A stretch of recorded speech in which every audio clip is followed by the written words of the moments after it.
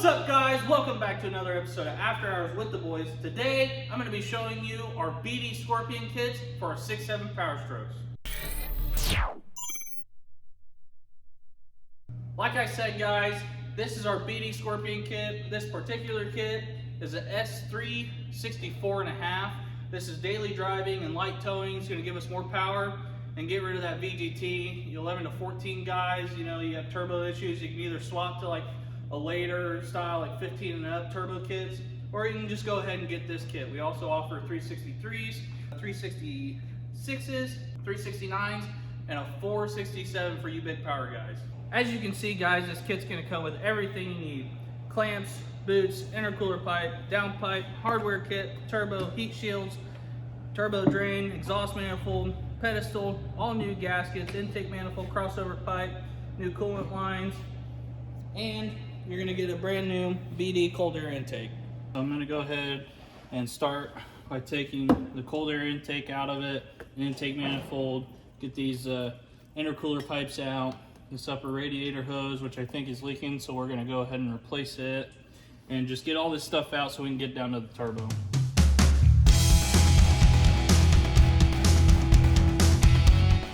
Alright, so as you can see now, we have the intake manifold completely out, and we can see the turbo. We got one intercooler pipe completely out. This one will have to get out as well. But we're going to come back here and start working on the up pipes, oil lines, coolant lines, unbolting the pedestal down there. Alright, a little update here. Got the up pipes out. Best thing to do is take this upper one out and pull the down pipe apart in the middle. We're going to be replacing it anyway, so pull that clamp apart, and you'll get your other up pipe out that goes on the bottom. I have the coolant line out that goes in back here, and then the 4 bolts. You can see one there. They kind of go in at an angle on each side. There's 4 of those. Now we're ready to pull the turbo out. Alright, now that I got the turbo out sitting here on the ground, I cleaned the valley up a little bit. I'm going to go ahead and start mounting this stuff, but first we're going to have to take the lower part of the downpipe out, the factory manifold. So I'm going to take that out, the rest of the downpipe down there, start putting the new manifold and the new plate that sits on here.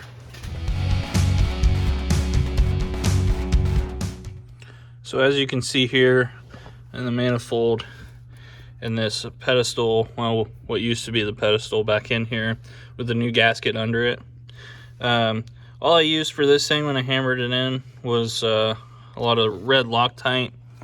And you might see in the time lapse I kind of messed up on this.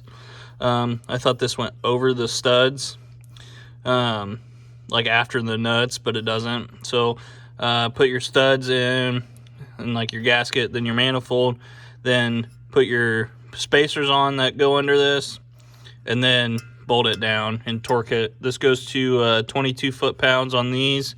You do 22 foot-pounds twice, although you can't get to this back one.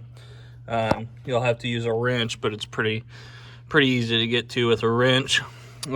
These 4 bolts here go to 41 foot-pounds, and I think next we're going to put the downpipe down in there and then start working on the crossover tube. Also, one quick note on these studs here. So this stud right here, you can see it's longer compared to those. It was one of the back ones. You will need to move that stud. So swap these 2 studs out so that the long one ends up here, because as you can see there's not a ton of clearance back there.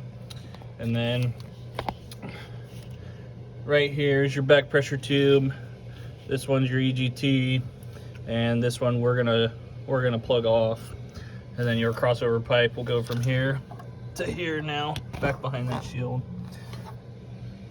So I got the lower half of the downpipe in now. I'm gonna go ahead and put the crossover tube in with the new gaskets, and then probably throw that upper part of the downpipe in as well. All right, so I got the cross pipe in. It is tight. It does help if you pull this heat shield off. The downpipe's in, connected right there, not tight yet though. The old drain and the old feed runs like this. Got your 2 hose clamps here. Next, we put in the factory probe. We are waiting on a back pressure tube for this, but there's right here's where your back pressure tube and sensor would go, and then use the one of the plugs for this one, unless you want to run a aftermarket EGT probe. That's where you can put that. Now we're gonna go ahead and throw the turbo in.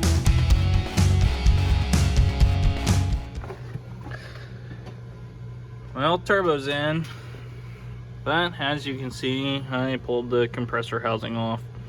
Probably do that before you put it in. Make it easier on yourself getting it loose. You'll have to loosen up the center section here to rotate the center section around so the drains line up and you can slide it in that hole.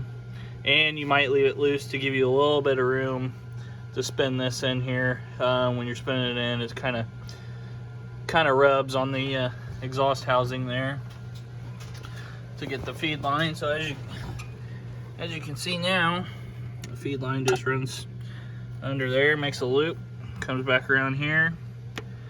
So we need to tighten that down and then make it easier to tighten all these bolts down here. And then put the compressor housing back on, sorry. And tighten it back up as well. I made quite a bit of progress since I last left you guys off. Putting the compressor housing on, it goes pretty quick after that. So as you can see, this bracket back here comes in the kit to hold up your back pressure tube and sensor. When you're putting on these clamps and these boots, they all the clamps have part numbers stamped into them. All the boots have part numbers written on them. Pay attention to them. Just kind of reading your directions, it'll say which boot and clamp to use on all this stuff. Back here, our dipstick tubes are threaded, or sorry, the intake horn is threaded, so you can put a bolt through there. Just plug all your stuff off, put your sensors that you're using back in.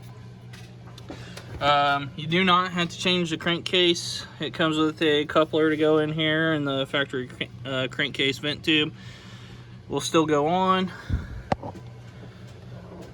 And then there is the intake put in. That's everything done. Overall, not a bad job. I would say this will, if you ever have to change this turbo, it will be a lot easier than changing a stock turbo out.